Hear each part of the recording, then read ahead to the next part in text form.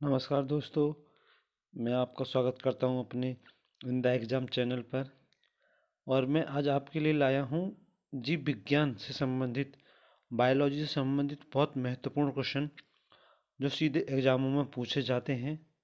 काफ़ी सटीक क्वेश्चन हैं जो सीधे एग्ज़ामों में पूछे जाते हैं सीधे।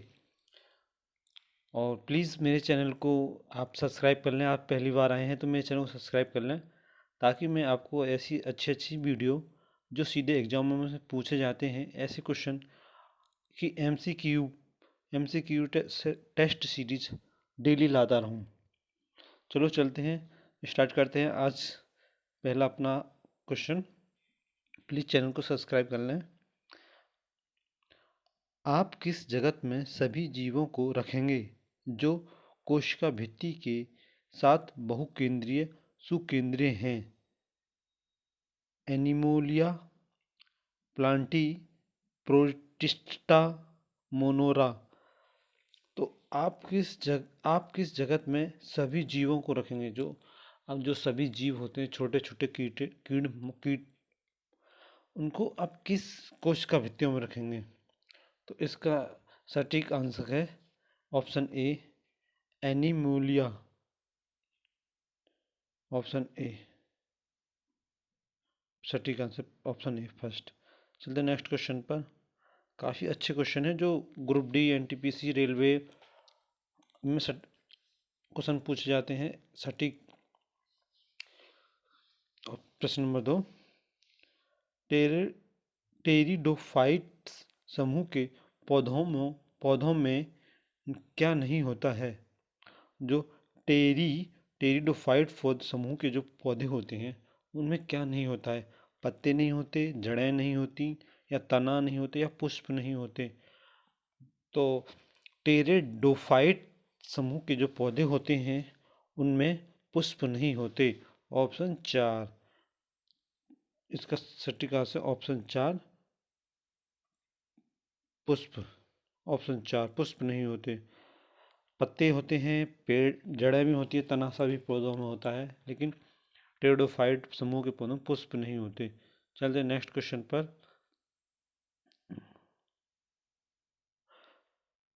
फेफड़ों की दीवार कैसी होती है?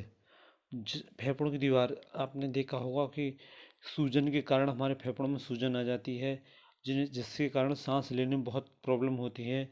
और ज़्यादातर सांस की बीमारी फेफड़ों के खराब होने के कारण होती हैं। तो जो फेफड़ों की दीवार कैसी होती है, वो होती है चादर की तरह। ऑप्शन ए, चादर की तरह। ऑप्शन डी, चादर की तरह। ऑप्शन डी होती है।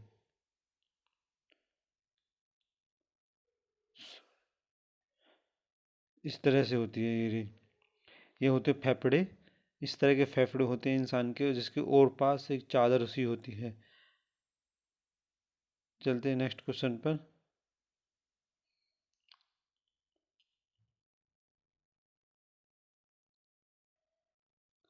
सांस लेने की प्रक्रिया में शामिल है। जो जब हम सांस लेते हैं तो उसकी प्रक्रिया में क्या शासन है?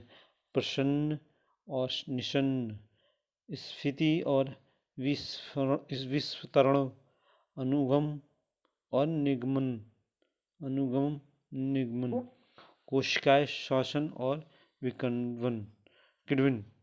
तो इसका सटीक आंसर है प्रस्रवण और निस्रवण। ऑप्शन ए,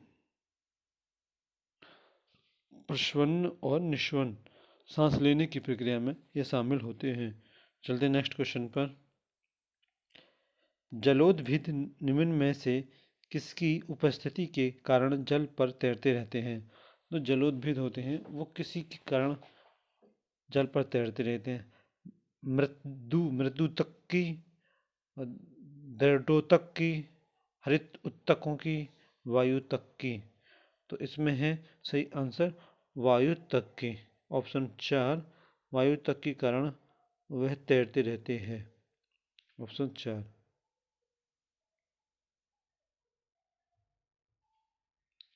चलते नेक्स्ट क्वेश्चन पर। ये होती है जलोदभिद। जो पानी में तैरती रहती है और जिधर की हवा चलती है उधर को ही बहती रहती है। इसे बोलते हैं जलोदभिद, पानी में तैरने वाले। आपने कभी देखा होगा तालाबों में, पोखरों में ये अधिकतर तैरती रहती है, इसे कहते हैं जलोदभिद। नेक्स्ट क्वेश्चन, किस स्तनधारी के पास उड़ने के लिए पंख होते हैं? स्तनधारी क्या आता है? वो स्तनधारी उसे कहते हैं जो जीव अपना दूध पिलाते हैं या बच्चे देते हैं, उन्हें पक्षी नहीं स्तनधारियों में गिना जाता है, लेकिन यह उड़ सकता है, इसीलिए इसे स्तनधारी श्रेणी में रखा गया है। इसका सटीक आंसर है ऑप्शन 2 चमगादड़। चमगादड़ इसका सटीक आंसर है। ठीक है, चलते नेक्स्ट क्वेश्चन पर। चमगादड़ इसका सटीक आंसर है ऑप्शन 2। चलते नेक्स्ट क्वेश्चन पर। पक्षी तथा चमगादड़ दोनों ही उड़ते हैं, किंतु किस आधार पर चमगादड़ को स्तनधारी वर्ग में माना गया है जबकि पक्षी को पक्षी वर्ग में रखा गया है? पक्षी भी उड़ते हैं, चमगादड़ भी उड़ती है, लेकिन इस कारण क्या है? पक्ष, लघु मस्तिष्क या चतुष्ट फल हृदय या डायफ्राम? तो इसका सटीक आंसर है लघु चतुष्मस्तिष्क हृदय या डायफ्राम। तो इसका सटीक आंसर है डायफ्राम के कारण, ऑप्शन 4 डायफ्राम। डायफ्राम के कारण इसको सटीक आंसर रखा गया है ऑप्शन 4। ऐसे चमगादड़ ये इस तरह स्तनधारी होती है। चमगादड़ ये उड़ सकती है और ये पेड़ पर उल्टी लटकते हैं पैरों के द्वारा। यह इसकी पकड़ बहुत मजबूत होती है, लटकती है, और यह रात के समय में ही अपना शिकार, अपना खाना भोजन तलाश करती है। और ये चमगादड़ इंफ्रारेड किरणों के माध्यम से देख सकती है और जिस कारण अपना भोजन पा सकती है। चलते हैं नेक्स्ट क्वेश्चन पर। काफ़ी आज मैंने थोड़ा टाइम लगा है, लेकिन आज मैं आपके लिए काफ़ी हो सके तो और बेहतर बना के वीडियो लाऊंगा, ताकि चित्र के आधार पर जो अंडे देते हैं वह स्तनपायी हैं। कौन? कंगारू अंडे देते हैं, वह स्तनपायी होते हैं। कंगारू, ओपिसम, डक बिल्ड प्लेटिस या ओल्डर? तो इसका सटीक आंसर है डक।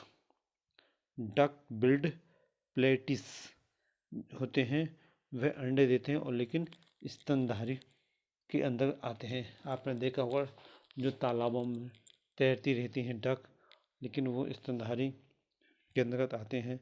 सटीक आंसर ऑप्शन 3।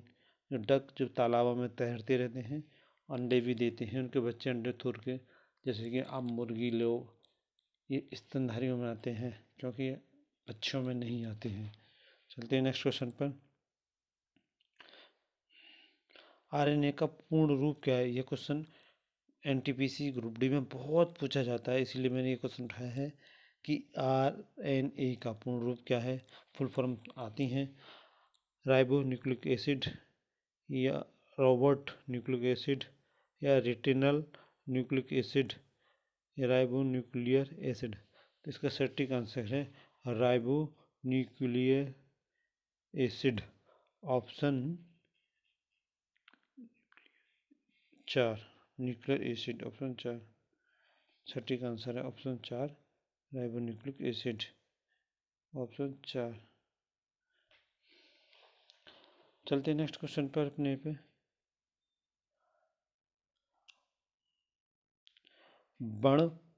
बणबंधता के पीड़ित व्यक्तियों को लाल रंग कैसा दिखाई देता है? जैसे हम कलर ब्लाइंड बोलते हैं, जो रंगों में पहचान नहीं कर सकते, जो हरे को लाल, लाल को हरा, ग्रीन, इसे अधिक कलरों को पहचानने में उन्हें पता नहीं पड़ता। वो जैसे रेलवे एनटीपीसी जो रेड बत्ती होती है उसमें जो जिसके बणबंधता वाले ग्रस्त लोग होते हैं उनको जॉब में नहीं रखते हैं। तो ये इनको कारण कैसे होता है? जो लाल रंग होता है उन्हें हरा दिखाई देता है, तो इसका ऑप्शन है ए हरा। तो जो लाल रंग होता है उन्हें हरा रंग दिखाई देता है। ये आता है ब्लाइंडनेस, आँखों की संबंधित वर्णबंधता कहते हैं हिंदी में से। खाद्य पदार्थों पर आयोडीन की 2 बूंद डाले जाने पर नीला काला रंग प्राप्त होता है, जो कि उपस्थिति को इंगित करता है। जो आयोडीन होता है अगर उसे हम नीले रंग से प्राप्त होता है, और वैसे तो कैसा होता है, विटामिन, प्रोटीन, वसा या स्टार्च, तो वो होता है starch. Option A starch. Starch के कारण होता है आयोडीन। आयोडीन की 2 बूंद डाल। अब मैं आपको आयोडीन दिखाता हूँ, आयोडीन कैसी होती है। आयोडीन आयोडीन आयोडीन, शायद आयोडीन लास्ट में होगा। आयोडीन,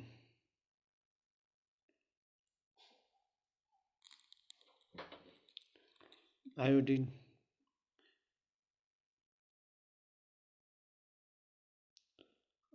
स्टार्च है इसका आंसर। चलते नेक्स्ट क्वेश्चन पर। पशुओं की शरीर योजना का अध्ययन कहलाता है। जो पशुओं का जो शरीर की योजना होती है उसका अध्ययन क्या कहलाया जाता है? जीरोंटोलॉजी, एक्स बायोलॉजी, इकोलॉजी या एनाटॉमी। तो पशुओं के शरीर का अध्ययन कहलाया जाता है एंटानोमी, एनाटॉमी, एनाटॉमी कहलाया जाता है। एनाटॉमी कहलाया जाता है। ऑप्शन 4 एनाटॉमी इसका सटीक आंसर है। चलते नेक्स्ट क्वेश्चन पर। जांघ में पाई जाने वाली हड्डी को क्या कहते हैं? जो जांघ में हड्डी होती है उसे क्या बोलते हैं? टिबिया या फुबला, ह्यूमरस, फीमर या टॉर्सल। तो इसका सटीक आंसर फीमर। फीमर जांघ की हड्डी जो जांघ में पाई जाती है इसे फीमर बोलते हैं। सबसे बड़ी हड्डी होती है शरीर में। रक्त रोग किसकी कमी के कारण होता है? मतलब रक्त, विटामिन बी, हीमोग्लोबिन। इसका सटीक आंसर है हीमोग्लोबिन। हीमोग्लोबिन। चलते हैं नेक्स्ट क्वेश्चन पर। बीज अंकुरण को किस रूप में जाना जाता है? जो बीज अंकुरण होता है उसे हम जानते हैं ए बीज अंकुरण उपयुक्त अगुआ के रूप में हम उसे जानते हैं। ऑप्शन ए इसका सटीक आंसर है। चलते नेक्स्ट क्वेश्चन पर। मनुष्यों में पुरुषों के यौन और सूत्रों में कितने सूत्र होते हैं? पुरुषों में XY गुणसूत्र होते हैं। ऑप्शन 2 100 ए गुणसूत्र होते हैं। ऑप्शन ए इसका सटीक आंसर है। चलते हैं नेक्स्ट क्वेश्चन पर। XY होते हैं पुरुषों में और महिलाओं में XX होता है। अगर XX हो तो लड़की और XY हो जाए तो लड़का। टीबिया फीबुला नामक हड्डी इनमें पाई जाती है? जांघ में, टांग में टिबिया फीबुला की पाई जाती है। ऑप्शन 3 इसका सटीक आंसर है। चलते नेक्स्ट। आमतौर पर मीडियन कारक क्या कहलाते हैं? आमतौर पर मेडिलियन कारक क्या कहलाते हैं? इसका सटीक आंसर है जीन। जीन कहलाते हैं। सटीक आंसर है जीन कहलाते हैं। ऑप्शन 3 जीन इसका सटीक आंसर है। चलते नेक्स्ट क्वेश्चन पर। कौन सा दूध का प्रोटीन होता है? दूध में कौन सा प्रोटीन होता है? इसका सटीक आंसर कैसीन। दूध में कैसीन होता है। सटीक answer option A casein 4। Option 4 सटीक आंसर है इसका। Option 4 casein. कैसीन इसका सही आंसर है। चलिए नेक्स्ट क्वेश्चन पर। ज़्यादा टाइम नहीं लेते। निम्नलिखित में से किसकी कमी के कारण रिकेट्स बीमारी होती है? जिसके कारण शरीर में टांगों, हाथों, पैरों का टेढ़ा हो जाना रिकेट्स कमी क्या आता है, और ये विटामिन डी की कमी से होती है। ऑप्शन ए रिकेट्स कमी के कारण होता है। विटामिन डी इसका सटीक आंसर है। चलते नेक्स्ट क्वेश्चन पर। रिकेट्स ऐसे होता है जैसे शरीर का एक दुबला पतला हो जाना, ये रिकेट्स कमी के कारण होता है। Next question. सूर्य के प्रकाश की ओर बढ़ते हुए प्रहर का मुड़ना क्या कहलाता है? सूर्य के प्रकाश की ओर हम अगर सूर्य का प्रकाश हमें टकराता है और वह मुड़ जाता है, वह क्या कहलाता है? वह कहलाता है प्रदीप्तिकलिक। ऑप्शन 3 इसका सटीक आंसर है। ऑप्शन 3 दीप्तिकालिता दीप्तिकालिता कहलाती है। ऑप्शन 3 इसका सटीक आंसर है। देखो, आयोडीन ऐसी होती है जो बहुत मामूली होती है, चुटकी भर एक थैली में मिलाया जाता है। आयोडीन ये काला होता है और यह नीले को लाल में, लाल को नीले में बदल देता है। यही हमारी वीडियो ख़त्म हुई। नमस्कार, जय हिंद। प्लीज़ मेरे चैनल को सब्सक्राइब कर लें और आपको वीडियो पसंद आई हो तो लाइक करें, ताकि मैं आपको और अच्छी अच्छी वीडियो ऐसी लाता रहूं। मेरे चैनल पर अभी शुरुआत है, कुछ त्रुटियाँ भी हो रही होंगी, प्लीज़ उसे क्षमा करना। चलो, नमस्कार। नमस्कार।